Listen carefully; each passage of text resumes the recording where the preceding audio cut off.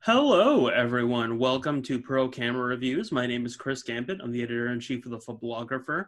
This is a weekly show where I join the reviews team of the site to talk about some of the latest things that we're reviewing and some big issues in the tech world and photography. I'm joined by our reviews editor, Paul Ip, Hey, folks.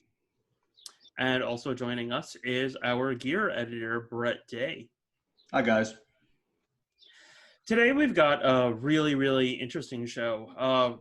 Really focusing on like Fujifilm users, partially because of the fact that, well, this is a pro camera review show. So Brett is currently reviewing the Fujifilm XT200, and he's going to share some of his thoughts on that camera.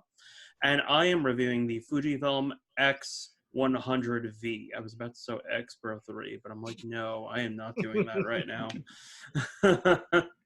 So apparently, and we were talking a little bit before the show, we're seeing some commonalities. So we're probably going to be seeing a lot of this throughout the entire generation, the current generation of cameras that Fujifilm has. And then lastly, we're also going to be talking about 50mm lenses and how to make the most of them. So we will get right into it. You want to talk about 50mm lenses first? Sure, let's do it. Yeah. All right. So, Paul, I mean, this segment's really about like getting the most out of 50mm lenses and like, you know, making the best images that you can with them. And some people, you know, they start out with 50s. They call them the nifty 50 because they're usually affordable and it's something that someone can stick with for a really long time. But, you know, some people go even beyond just sticking with them in the beginning. So talk to us about some of the best ways that you can get the most out of a 50 and some of your favorites. I mean, so 50 mils, that's one of those things where it's one of those focal lengths that you either love or hate, I feel, with a lot of people. I know you're not a particular huge fan of it. There's like 150 I like, and that's it. Yeah, the Canon RF 1.2, I think. Yeah. Gorgeous lens, by the way. Yeah, so here's where so the whole preface of this was so this is actually going to be coming out in an article that I wrote for the site later on. But so doing what we do, you know, I'm sure like me, you guys get solicited for advice. We're like, oh, what lens should I get? You know, I just got a camera for Christmas or for graduation or holiday, whatever. And you know, besides the kit lens, a lot of people ask like, oh, you know, like what should I, you know, like what can I get that's gonna allow me to take my work to the next level, but won't break the bank. You know, that's the whole thing about 50s is in general, they tend to be the most affordable lenses you can get. 50 mil f1.8s in particular, you know, pretty much everyone, like back in the days, they used to ship cameras with them for a while, from what I remember too. So like, honestly, if camera companies shipped like a nifty 50 as a kit lens, I think we would see even better work produced by like people just getting into photography. I've been saying this for such a long time. Yeah. I completely agree with you. I kind of like, I mean, I get the economics of it where like, sure, just pack, because in a way it's more versatile to throw in a kit zoom because it allows you to do more. But there's like, when I teach photography, right, one of the things I tell people as a fan of shooting with primes is being restricted to one particular focal length actually trains you as a photographer, because now you have to think. You're not just standing there reacting. If the frame that you want is beyond reach, move closer. If it's too close, move back. It informs your decisions as a photographer, so that you know you're not just capturing and documenting. You're active in the creative process, so to speak. So all of this is to go back and like circling back to your initial question. So funny thing is, I currently don't own a 50 in my arsenal because I sold mine recently. But I will probably be purchasing another one once the quarantine is over. Just not buying anything in the moment just because, you know, trying not to spend any money. But yeah, you could. It's one of those focal lengths that people often forget because you could do so much with it. It's closest to our normal field of view as human beings, the 50 mil focal length. So this lends itself to genres like street photography, right? It's, you know, as you're walking around, what you see is very, very close to what you're able to capture within the frame using the 50 mil. So that's a particular use case. And then it's also very useful for portraiture as well. I don't know about you guys, like Brett or Chris, like chime in. Like, what do you guys think? Like, you know, like throughout your careers as photographers, what have you used the 50 for? Brett, I'll let you go first, and then I will wax poetically and also rip it apart. Yeah, sure. I mean, yeah. I love the 50mm focal length. In fact, one of my favorite lenses is one of the cheapest you can get, and it's the Canon 50mm f1.8. Man, when I owned my Canon cameras, that lens went with me everywhere. I mean, that sucker's like $120. Yeah, and it's such a great deal. And I mean, it does have a few issues here and there, but I mean, what you're getting for the price is fantastic. And it made me learn so much about photography in terms of composition and where I needed to be. And like you said, it brought me more into the process rather than just having a zoom and being able to capture whatever without even really thinking about it. The prime really makes you analyze your work. And so I always used to use it just as a general walk around lens. And I used it a lot for portraiture too. And do you own one right now? No, right? I don't own one right now, but it is on my list. Wow, that's so interesting because I'm the one that really doesn't like 50mm, and yet I own one. Well, so to preface though, the reason I don't own one is because a friend of mine actually just got into photography, and I sold him my 50 like super cheaply just so he would have something better to get started with. So it's not that I don't like the focal length anymore. It's just like there's a reason why I don't own it. Okay, well that's fair. Yeah. There's one 50mm that I really like, but let me sort of preface this because, you know, we are sort of targeting beginners with this. When I bought my first 50, it was as a complementary lens to my Canon 5D Mark II, and I was stupid when I started out. I decided, okay, fine, you know what? I'm gonna go for a 50. I wanted to go for an L lens, but I was like, you know, I can't really afford that right now. I couldn't really afford the 50 1.4 either, so I went with a 1.8. And the 1.8 really helped me with portraiture, with street photography, with low light photography, and especially with concert photography. I really loved that lens. It was great. The problem was that it broke too easily. Like, the version 2 of that lens, I remember the whole, like, this was the body, and then this was the front element along with the motor, and it went in like that. And then when it focused, like, the whole thing came out. And then sometimes if it hit, like, if you put it in your bag and you threw your bag down, after a lot of abuse, the whole front element section would come out. And it was ridiculous. So I stopped using 50mm because of that. And then because I sort of overused them, I just didn't like them anymore. So I moved on to 35 and 85 and 28 to a certain point.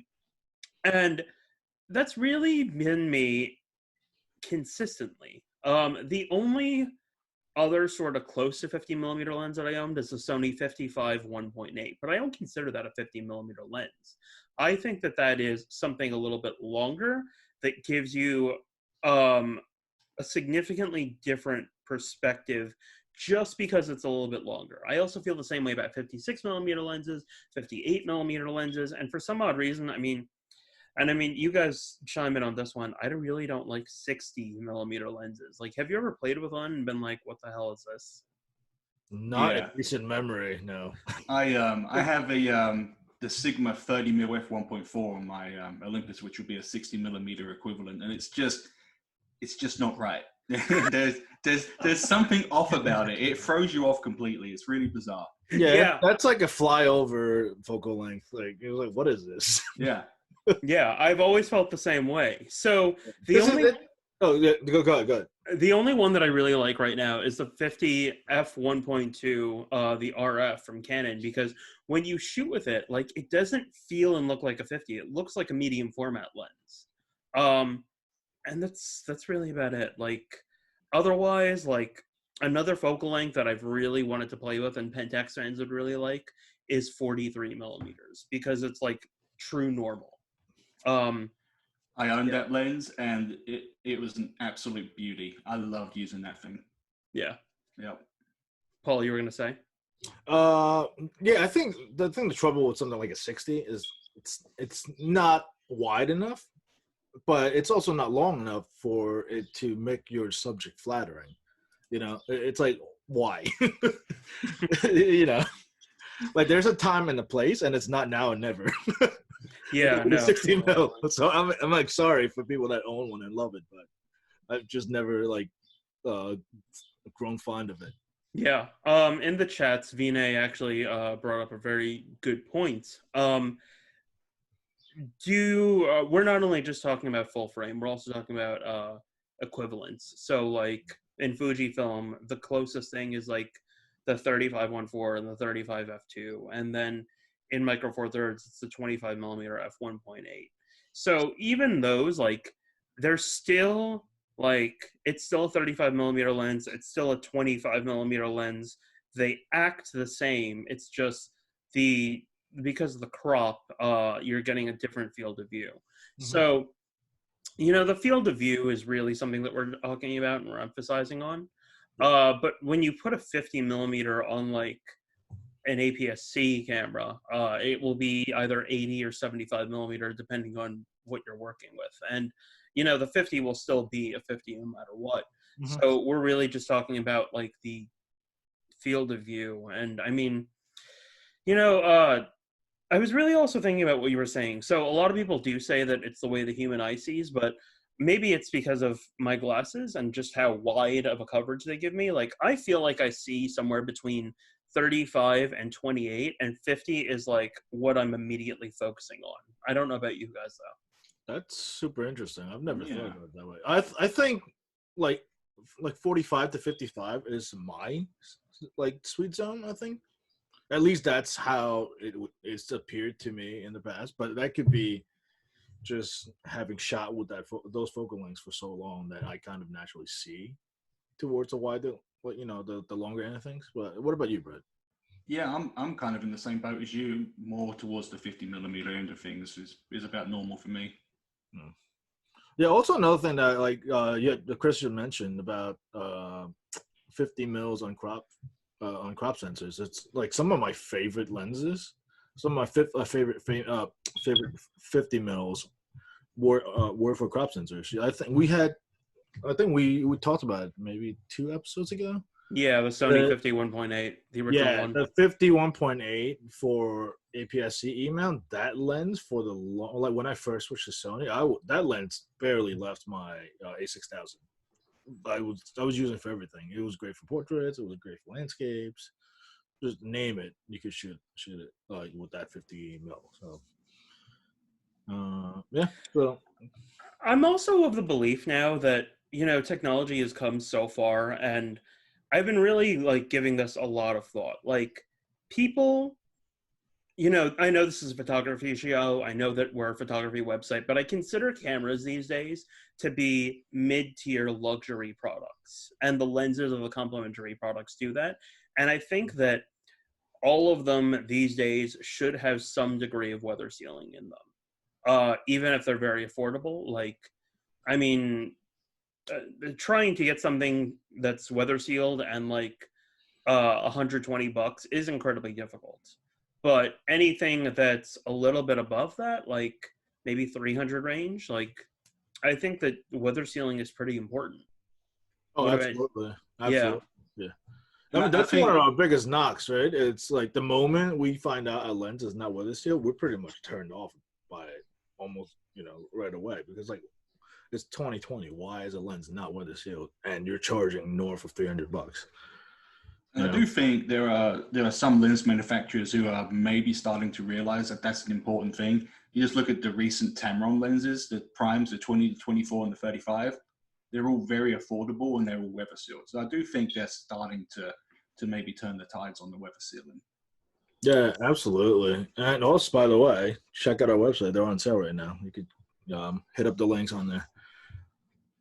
Yeah, absolutely. I'm trying to think about other brands that have weather sealed their lenses. Like Fujifilm has done it for the 35 f2, and then Sigma is starting to do it, but they're a bit slow on the uptake with weather sealing.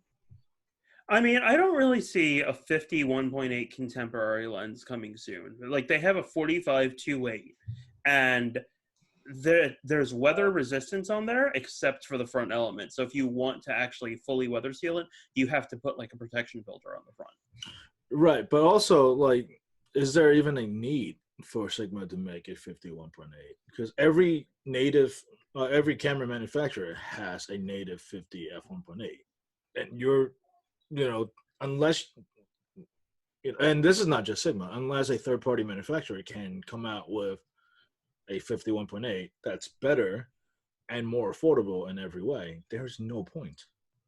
I mean, I totally see people buying into it. Like if they made one for Sony E-mount, or if they made one for L-mount. Like L-mount doesn't have one right now. L-mount's a little bit different because just by nature of that mount, it's sort of an unholy alliance between two camera manufacturers and a third-party lens manufacturer. Yeah. So that mount in itself, like, love it or hate it, it has its own issues. But if you look at full frame, the RF mount notwithstanding, everyone has a 50 f1.8. Nikon has it for both mirrorless and DSLRs. Sony has it for mirrorless and DSLTs. Canon has it for DSLRs, obviously. And I think that it has to be on the roadmap. I don't remember off the top of my head, but a 50 f1.8 for RF has to be coming at some point within the next 2 years. Yeah, I agree with you, but I mean, I feel like they shouldn't make the same mistake that they did with the 35-1.8 and make it macro IS and no image stabilization. Like, I feel like it needs to be all three, or take out the macro capabilities and just add IS in. I think IS would probably be more attractive to most people, especially since neither the R or the RP has IS built in. So, you got to, like, for people that aren't the steadiest, that's certainly more helpful. Yeah. Imagine if the EOS R1 body comes out, which is like with a vertical grip, and someone decides to buy 51.8 with that thing. Yeah, no comment. Yeah. I'm sure it'll fit someone's needs, not mine, but. Right. Closing thoughts on 51.8s or nifty 50s or even 50 millimeters in general? Well, I mean, my closing thoughts would be if you're new to photography and you're looking to find a way to improve not only the images you can produce, but also your techniques, I would highly recommend picking up a cheap 50 millimeter f1.8 lens just so you can practice and get used to primes and learn more about composition. Great ideas, Brett. Just reminding everyone, we see your comments and thank you so much for them. We will address them sometimes intermittently through the show, or we'll wait until the end to actually go through and talk to everyone. But either way, thank you for tuning in, and thank you everyone for what you're saying. Let's Paul, this is your choice. It's going to be X100V or XT200. What do you want to hear about first? Knowing your thoughts on both cameras, let's start with the Fuji first. They're both Fuji. No, I'm sorry. I was thinking of the. Sorry. So to preface this, we went shooting yesterday, and Chris had like 5 cameras on him. So I'm still thinking about that ridiculousness. Sorry, folks. Let's start with the V. All right, I've got it right here for you all. So the Fujifilm X100V, it's got this classic lens cap that goes right over. Wait, make that noise again. Just put that on again. That clink. Okay, let me. It's so satisfying. Yeah, I know. It's You know, even so, like, even though that's so satisfying, I wish there was a way to really keep this near or on the camera so that it doesn't, like, come off. Like that? Yeah, exactly. Thank you. That's a great point. That's a fantastic point. That's the problem with friction fit lens covers. Yeah, I know. That's why I'm just like, okay, what's going on? But yeah, anyway, so this is overall a very good camera. It's the latest predecessor of the lineup. It's a 28 megapixel sensor, if I remember correctly, right, Paul? 28.2? I think so. Okay. Yeah. Yeah. So aesthetically, it looks a lot like all of the other X100 cameras. I mean, like, you have the joystick there, little dial thing there. No D-pad. So it looks a lot like most of the other cameras that have been in this lineup. The really big differences, though, are really sort of internal. I mean, there's the sensor, there's the autofocus, it's been improved. There is the design of this, which basically it's a fully weather-sealed body and lens combined, except for right here. If you want to actually fully weather seal it, you've got to get rid of this little ring thing here. And then you have to attach another little ring thing and then put a like a protective filter on there. Why? And then That just include that in there from the get-go. I agree with you. And actually, when I asked them about that, they were like, well, we don't really think everyone's going to want it. And I'm like, so why would you fully weather seal the camera? So yeah, we're going to see about that. So let me go through my notes first for this camera. And let me tell you guys about some of my thoughts. So first off, street photography with this thing is pretty difficult to do because we're in the age of social distancing, and this has a 23 millimeter, yes, 23 millimeter f2. I wanted to get the exact focal length correct. It's a 23 millimeter f2. It's basically like a 35 millimeter field of view. So that means, like typical street photography, you have to get fairly close up to things. But in the age of social distancing, it's pretty difficult to do that because, you know, there are 6 foot laws. And even if you get closer to people, it's like, you know, they're not always wearing their masks. Or if they're wearing their masks, it's like halfway down their face, it's on their chin. Don't get me started, man. Yeah, I know. So you have to be incredibly careful about it. Even when people were just like walking by us, like I was like moving to the side. Sometimes it felt like I was avoiding meteors trying to hit me. It was crazy. But I'm going to go through my Trello notes right now. So this is a camera that feels good in the hand overall. My biggest complaint about the feel, a lot of people might say, oh, you know, it needs more of a grip. It doesn't really. What it needs is, this is like, it's a textured plastic. I think it needs to be like a textured leatherette with more texture and with bigger texturing so that it's easier for you to actually grip onto. Because in the hot sun, yesterday it was 77 degrees Fahrenheit, my hands were sweating and my hands were slipping off. So thank God I had this with strap and it was able to work. So ergonomically there, you know, if you buy the camera, I would actually put like some gaffer's tape on there, or, you know, we're giving one away right now in our street photography contest. Go ahead and enter that if you wish. You can find her on our website. There is also a couple other things. So it focuses really quickly, which is fantastic. There were predecessors of this camera that did not focus very quickly. But I mean, Fujifilm with their autofocus, I've always had a couple of problems with it and the nomenclature. And it's not just Fujifilm, it's also like Olympus and a couple other brands. Like Sony has so many complications with their autofocus, but you sort of get it after you use it for a while. Canon is pretty easy. Like everything is either single or servo, and then it's a group or it's a single point, and that's it. And it's pretty easy and it's wonderful. With Fujifilm, it's like everything is a single point and continuous autofocus, or singular autofocus, or it's like a whole section, or it's wide and tracking. But if you do wide and tracking continuous, then you have to select a point, and I can't just tell it to say, hey, find a face in the scene and focus on it and keep it in focus as it's moving back and forth. I can do it in single mode, not in continuous. So that annoys me.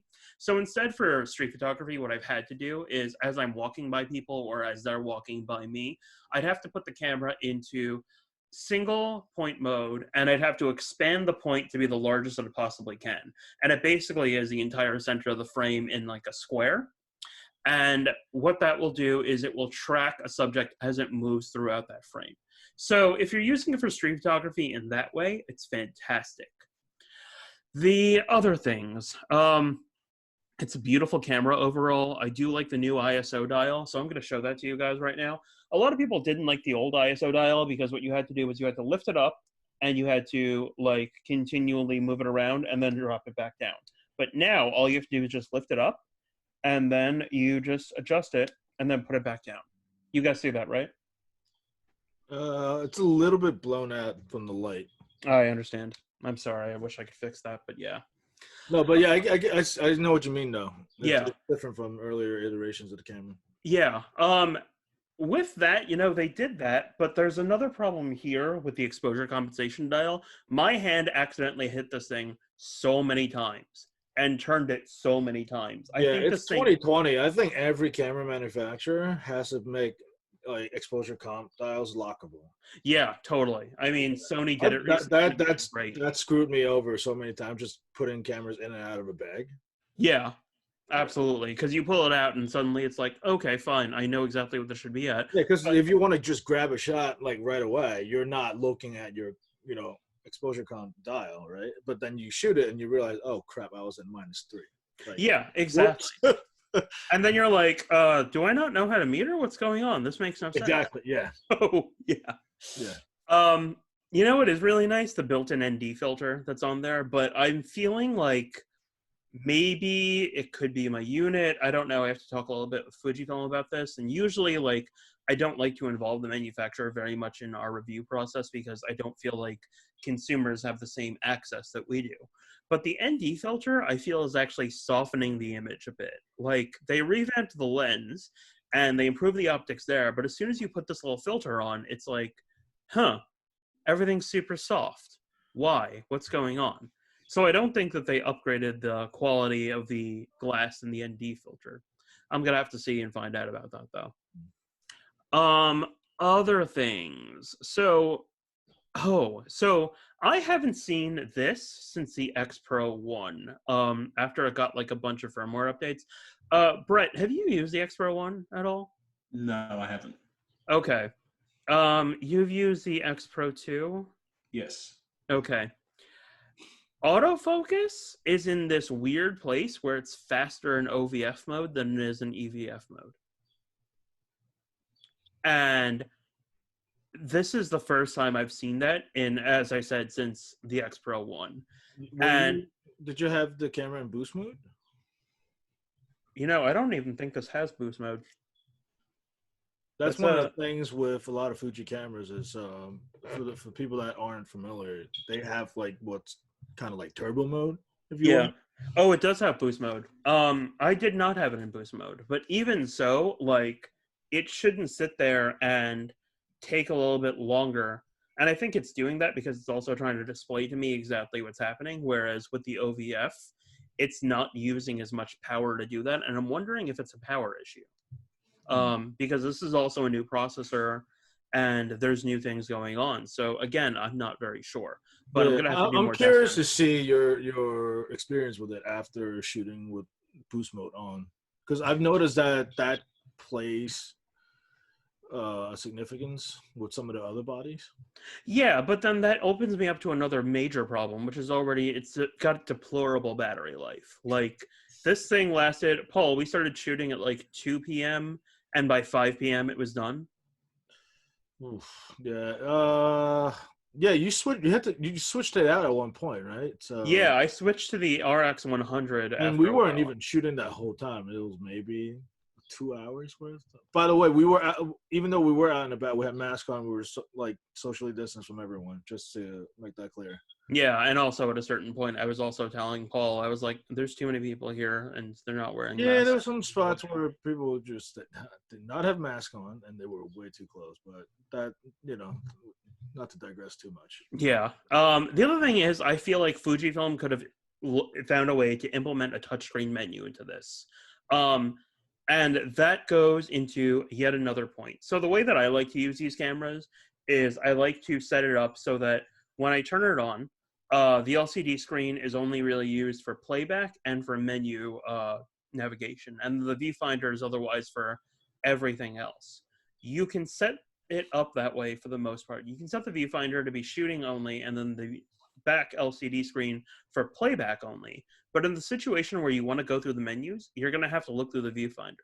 And I want to find a way to tell the camera to put the menus on the back LCD screen, but I haven't been able to figure that out yet. It's probably not even in there either. I know it's on there with the X Pro 3 and a couple other cameras, but it's not on this, at least not that I've been able to find. Other things, I actually wish that this had some image stabilization in it. And I know that sounds crazy, but there are situations where you're walking around and the ND filter is on, and I've set this one button to turn it on and off, but then suddenly you go to a scene and it's like, oh, okay, cool, I gotta shoot that. And it's a very slow shutter speed. It's something like maybe like 1/20th or 1/15th or something like that. And I'm very good at hand holding a camera, but in situations like that, I'll get something that looks like very blurry with almost this painting-like look to it. And it won't really give me exactly what I want. So it's unfortunate in that situation. So I'm going to now show you guys some images from this. So I'm going to share my screen and tell me if you guys see this. Okay, do you guys see this? Yeah. Yep. Cool. Okay, so first off, autofocus tracking. Sorry, Paul. This is one of those tests that I was doing. So it's able to keep him in focus. And I did this once again by using like the center-ish area. So this large area towards the center. Can you see my mouse going? Mm-hmm. Okay, so this area is basically what it's looking at. And as he moves through it, it's keeping him in focus. Now, other images, like I edited some of these, meaning that, you know, I was shooting in classic Chrome and then I switched it over to like Provia or something like that. And some of these images do have like tweaks to contrast or highlights or exposure, but not really a whole lot otherwise. And some of these were shot in Williamsburg, the neighborhood that I live in, and then some of these were shot all over Manhattan. And so it was able to catch him in focus here, but his face isn't sharp, even though I told it to do face detection. And, you know, it might be difficult because, you know, Dude Man has a mask on. So I understand that. Yeah, just watch 2021 Mask AF. That would be cool, honestly. I completely get that. I can see just how well that would do in Asia, and then it would come to the Americas and Europe and stuff like that. Overall, though, like, the image quality is really beautiful. I really do think that, you know, Fujifilm has sort of returned to the roots of making things look very film-like, and that's what I'm seeing here, especially with Acros. Like, it's so gorgeous. It's always been their strength is, like, Acros all day. Honestly, yeah, I thought the same thing.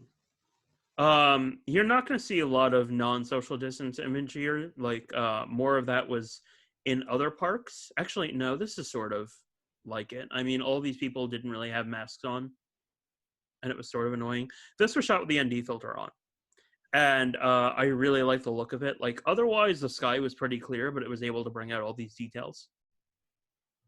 I've got like 100 or so images here. This is Velvia, and this rendition of Velvia is gorgeous. Also, for any other New Yorkers, this is the bluest I've ever seen the East River.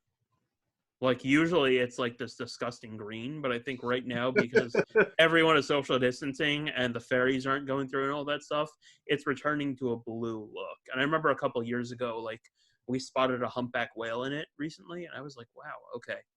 So this is one of those scenes I was talking about with the ND filter. See how blurry it is? It's got a cool look, but like it's a problem, you know? And right now it's really challenging, like trying to find people and trying to find like images that are worth it right now. Doing a lot of shooting like this sometimes. This was sad, so I figured I might as well shoot it. You know, Sony A7 III, lost camera. This I felt was just funny. because like he's sort of like ET phone home, but he's pointing clearly to ice cream, and you know we've all felt the same way. Let's be honest. This is another ND filter shot, and this is what I'm talking about with it That's being so very soft. soft. Yeah, that's what I'm saying. You can really see it. It's not even like it's. I mean, it's very obvious. Yeah, It looks like you were shooting through glass or something. Which, and that's but yeah. yeah, but that's like it's similar to this. Like I'm not shooting through glass, in terms of the ND filter, but like it's still very soft, and I'm seeing that there. And this is someone that threw a mask on the ground. It was disgusting. This is one of those situations where it's not always acquiring focus. More in the wide tracking mode that I was talking about earlier on. It will see something and it'll be like, oh, okay, whatever. I'm not going to focus on it. Clearly, people social distancing, once again. People not so much, but catching quiet, candid moments in Manhattan. This was just sort of bizarre because, like, there's a similar shot that I have with just one guy, and then you see these people on like the mopeds, just like going and like doing whatever. I'm just like, guys, you know, try to be safe, like wear a mask or something. Like, I don't know. These guys just walking around like not even wearing masks. His mask in his hand. So Yeah, that's super effective. these guys, on the other hand, wearing masks, but this guy's nose is out, and I'm just like, guys, come on. So again, it's really challenging to do it because you have to be safe. This guy running for his dear life, it wasn't able to catch him and lock onto him though. So it's a cool shot, especially with the way that he's contrasting against the background. But if someone's running at you, it's not going to be able to catch them. It got him biking, on the other hand, but I don't actually, believe it or not, I think this dude running was faster than this guy biking. Another one of those situations where I wish that image stabilization were a thing, but it's not. Please wear a mask and keep social distance. Another one of those situations with the ND filter on and suddenly being like, oh, cool. And image stabilization would have really helped here. I would have been able to get this dog's look perfectly in focus. Like, that dog is clearly excited. Brett, you own 3 dogs. You can Yes, see that. I do. Yeah. Velvia, again, Velvia here is gorgeous. I don't feel like it actually looks like film Velvia, like 120 or 35 millimeter, but it's very close. And then just focusing on looking at like random graffiti and stuff like that. Another situation where, you know, I didn't feel like the camera could really get what was there. I wish that image stabilization were there, but I understand it would be bigger.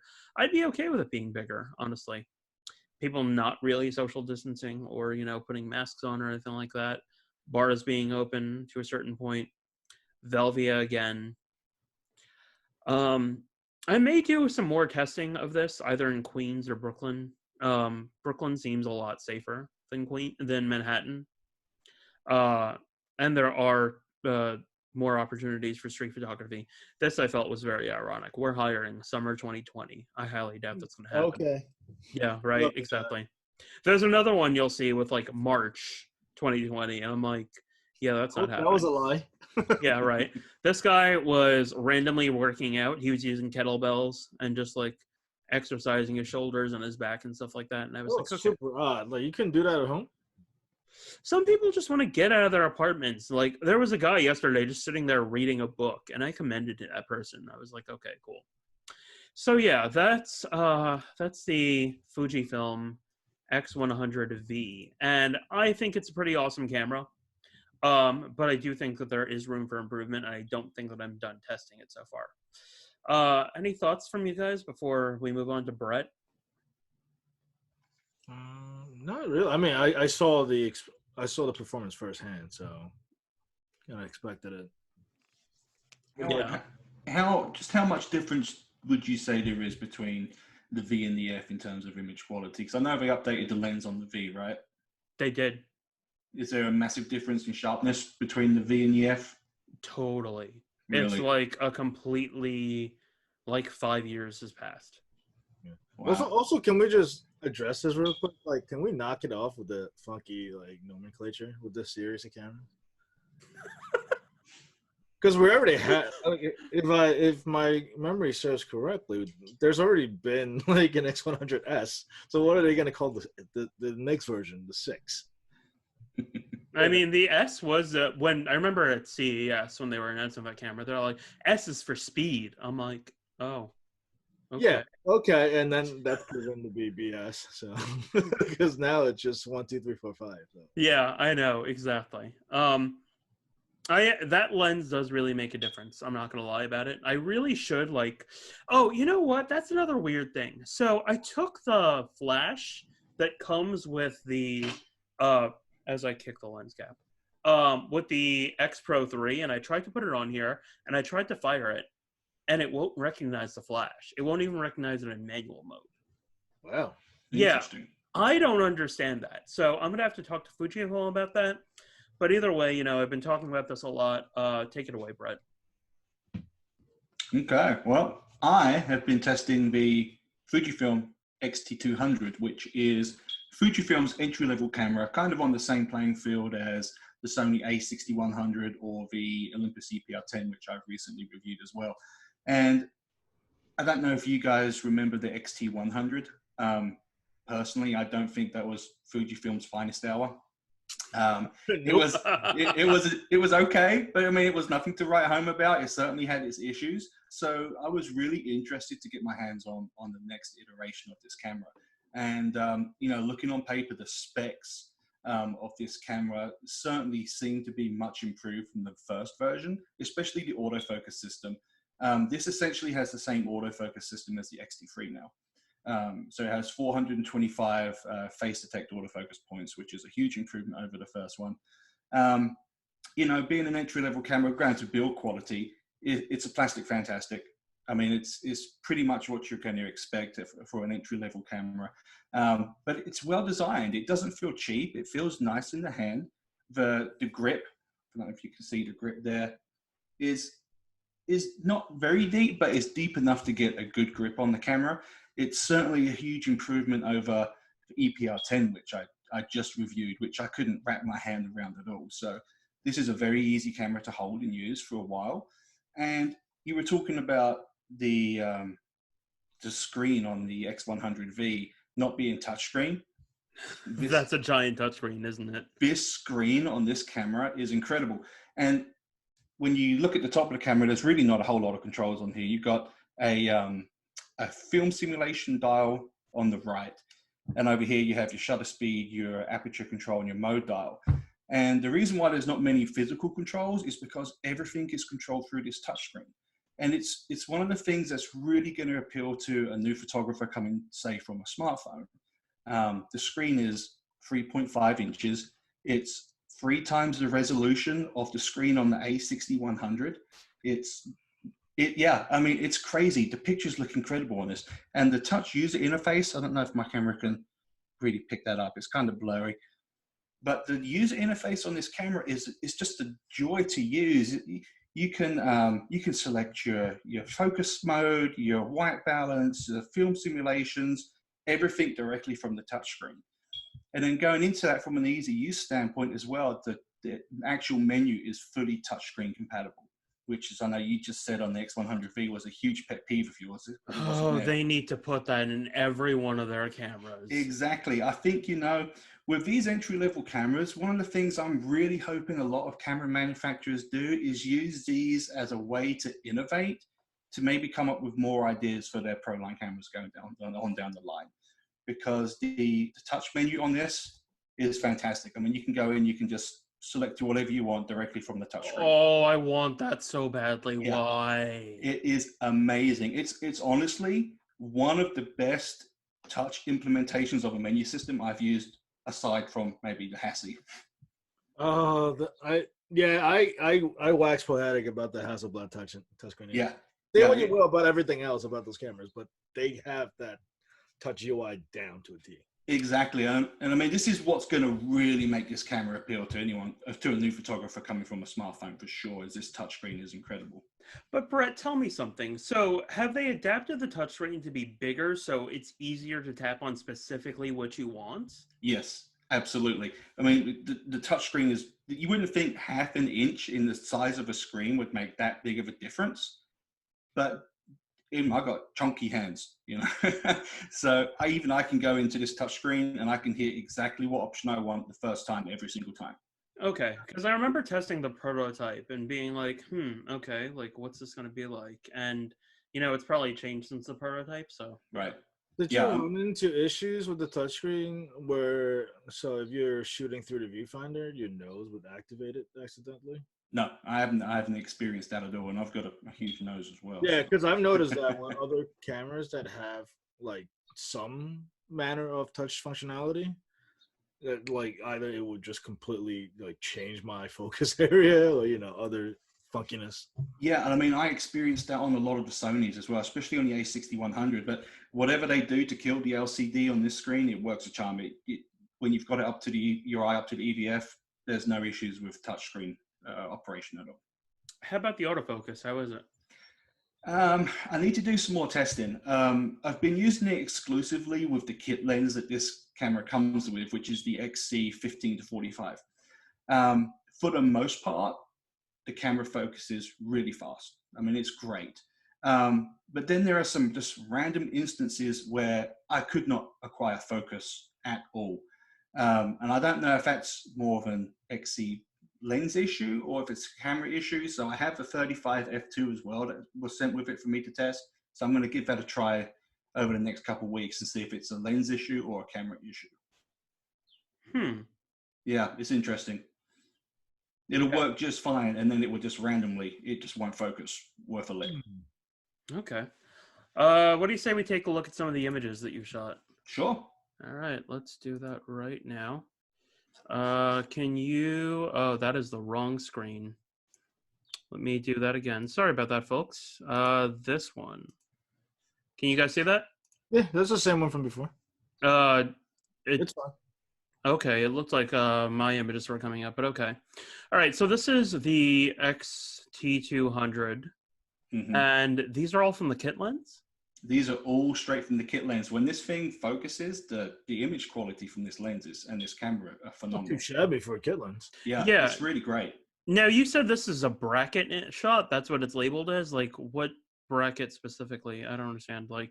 Yeah, that was a bracket. That was a one stop under exposure, normal exposure, and one stop over exposure. Oh, so like you stacked it in post? Yes. Gotcha. Okay. Yep, absolutely. The camera has that built in, no? Yes, it does. Okay. Same here, I guess. Nope, that was actually just a straight raw file that I was able to bring out. The 24 megapixel sensor in this camera isn't an X-trans; it's just a regular CMOS sensor. But from the images I've taken so far, the versatility and the raw files from this camera from this sensor are fantastic. Yeah, I can tell that because I was looking at this image. I was like, oh, wow, that's quite the HDR. That's just a regular raw file. That wasn't bracketed or anything. You're saying that, and I'm thinking they might have created this camera to try to see if they can get Trey Ratcliffe to be, an ex-photographer. Yeah.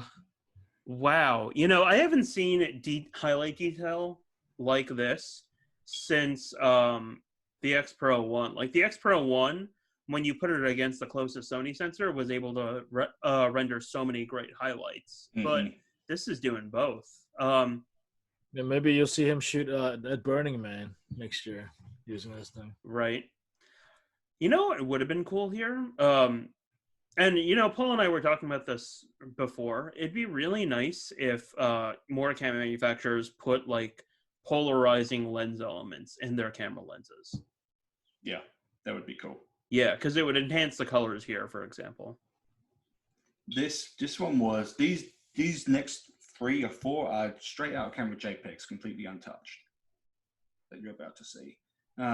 This camera does a great job at rendering JPEGs, which I think most people who pick this camera up will probably shoot more often than not.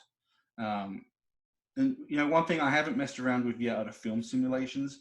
The one thing I hate, and it's such an obvious firmware nerf, is that there's no Acros in this camera. Oh, wow. Yeah, it absolutely killed me when I was going through, and I omitted it for some reason. But Classic Chrome is in there? Classic Chrome's in there. Velvia is in there. Almost every other film simulation except Daytona and Acros, they've been taken out. That's telling me that basically they're basing it on older camera setups. But now that I think about it, Classic Chrome and Acros, I think, came out around the same time. Mm-hmm. I don't remember that. It doesn't make any sense why they would omit Acros, apart from just to create product separation from maybe the XT30, maybe. But it's got that monochrome, that sepia mode in there too, right? Yes, it does. It does have those in there. Okay. Yeah, that's been around since the X Pro 1, but wow, like, but what's the price point on this thing? So without the kit lens, it's $699. With the kit lens, it's $799. That's still not bad. It's not bad, but then is there enough of a difference between the price on this, which is maybe not as well specced as an XT30, that you can pick up for $799 on sale? It's also a hard sell given that price point, because like you had mentioned, the most direct competitor would be the Sony A6100, right? Right. One thing I will say about this is the flippy screen is really going to appeal to a lot of people. Ooh, okay. It does have a full flippy screen, so, and I love these things. I don't know why these aren't standard on a lot of cameras, to be honest with you. But I always wondered about that. Like, I'm not sure if like maybe someone owns a patent on that particular hinge design or something. I believe it's Canon that owns the patent for. Okay, yeah, because for that's a articulating particular screens. point of annoyance. Even on some of like Fuji's own cameras, right? Right. They have like that dual hinge, which it's decent, but it's never like you can never quite get it to exactly Right. where you need it to be. Yeah, Exactly. no, it will like come out like that, and then it will like come out like that, and not even fully. It's kind of It's like it almost seems like a half-hearted, workaround, which stinks. Like if you're gonna have a screen that can flip out, give me a screen that can flip out, all the way. Hey, Brett, now that I'm thinking about it, how's the build quality on the hinges on that screen? It's great. It feels fantastic. Yeah. And the viewfinder? Viewfinder is excellent as well. I think What's it's the battery life? Battery life. I shot about 250 images, and battery life was hardly touched. Huh. What? Yeah. That's surprising for Yep. It's using the older style battery too, right? Was it MPS 126? I think something like that. Yeah, the old XT3 battery. Yeah, the flat guy. Yeah, that's surprising. Yeah, the battery life has been excellent on it so I think far. I think the non-X-trans sensor might have something to do with that. Yeah, absolutely. Yeah, totally. I don't know what kind of processor it's got in there either as well, so Okay. all of those things can have an impact. Oh, you know what? That could be. If it's got a different image processor, it could be why there's no Acros. That's true. Yeah. Because, a lot of that is software, but it's also dependent upon on the image processor that's in the camera. But sucks, though. Like, for Fuji to release a camera that doesn't have Acros, Exactly. just seems like, why? Sacrilege. No, I agree with you. It's like, but why? No, I agree. It's just, I really wonder if they'll do it via firmware update, If it's possible, they've certainly led the charge in terms of adding value with firmware updates post-launch. Yeah, I was also wondering, like, when the X Pro 1 was like really near the end of its life, I was like, is there any way this camera's going to get Acros? Like, I want to upgrade, but like, not yet. And they were like, well, the hard drive inside is running out of information, so we can't really do that. And I was like, okay, cool, I guess. But I wonder, like, this is still a pretty brand new camera. I wonder if it'll get it. I will say, I think it does need a firmware update. I've noticed a few glitches while using it. The EVF just completely randomly will almost shear in half sometimes. It's the most bizarre artifacting I've seen. Almost like when you're watching like a dish and the weather's getting bad, and your image will shear in half. That's happened to me 4 times since I've used this camera so far. And yours is a production model? No, it's a retail model.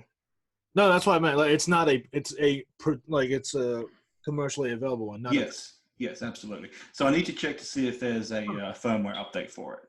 Have you tried resetting the camera? It came completely reset. Okay. Have Yep. you tried deleting System 32 from the camera? Wow, I haven't heard that one in a while. Waiting for a blue screen of death to pop up on it anytime. Oh man, that would be the worst thing. Right, but the most important question: can you run Doom on the camera? Right. That would be crazy, like trying to do it all touchscreen, like with the like little thing in the corner. Oh, jeez. Yeah, man. Final thoughts on the camera? I mean, you're liking it so far. Like, I mean, that versus the Olympus. I know you're an Olympus guy. You used to own Fujifilm, but Yes. what are you liking more? I mean, I like the camera so far. I've only taken it out once or twice. I haven't really put a whole lot of time into it, so I've still got a lot of testing to do over the next 2 weeks. But so far, I mean, I've been impressed with the ergonomics and the usability of it, and the image quality speaks for itself, really, for me. So far, I give it a thumbs up. Okay, cool. That's wonderful to hear. Yeah, I'm really looking forward to hearing more about what you have to say with the touchscreen menu. Like, that's just a dream to me. Yeah, and like I say, so far, it's one of the most impressive implementations of touchscreen interface I've used. All right, cool. Yep. Paul, any final questions for Brett? I'm curious to see how it performs once you swap that 35 f2 on. Yeah, me too. Because I do think it's the lens that's causing autofocus issues. So that's going to be my next step, is to smack that. Yeah, I've noticed that too. Sometimes just with a kit lens, things can get a little wonky. So Absolutely. Yeah. Let me address a few questions very quickly from the chat. So Julia is asking, my V was overheating when I was shooting a lot, but I understand the new firmware update will improve that. Does anyone know? I don't know yet. I wish I knew. When a new firmware update comes out, though, we do usually update the cameras that we have. Brett, we got our cameras like 2 days ago, right? Yep. Yes, sir. Yeah, that makes sense. John is asking how much of it's ghosting and how much is just lack of resolution. I'd say it's all ghosting, honestly. Lack of resolution, I don't think that's a problem on the sensor. Same with Brett's. Actually, all these questions seem to come in from I'm 100% on the ND I meant. Okay, thank you, John. I appreciate you clarifying that. Christine saying haha and wow. Thank you for whatever I made you wow and haha to. If they're smart though, it'll be dual IS with future bodies. Meaning John saying like lens image stabilization and body image stabilization. Yeah, I think he was specifically referring to the Canon Rs. Oh, okay. Yeah. Yeah, that's what he's saying actually right now. Haha, you're juggling the lens gap. Thanks. Fujifilm pretty smart to do that with their f2 primes, I think. That's John again. Heard that a 45 might be closer to what you see. Yeah, 45, 43 is really true normal. Yeah, it's less common for manufacturers to make it. I think it's part of that has to do with just how long manufacturers have been making 50 f1.8s. It's gotten to the point where it's so easy for them to make it, they're just churning them out, and that leads to why they're so affordable. Yeah, absolutely. Honestly, there really should be more, and I really think that there should be more kit lens options with those. So yeah. Christina is saying, have the 45 on my Sigma, on my Panasonic FS1, and I love it. Wonderful to hear. I think we're all set, right, guys? I think so, unless there are any other questions in the room. It doesn't seem like it, or if anything, we'll address that afterwards, like off the recording. All right, everyone, thank you so much for tuning in. I felt this was a wonderful show, and we'll see you guys next week. Take care, guys. Have a good night, guys. Thank you, guys. We appreciate you. Okay, ending the recording.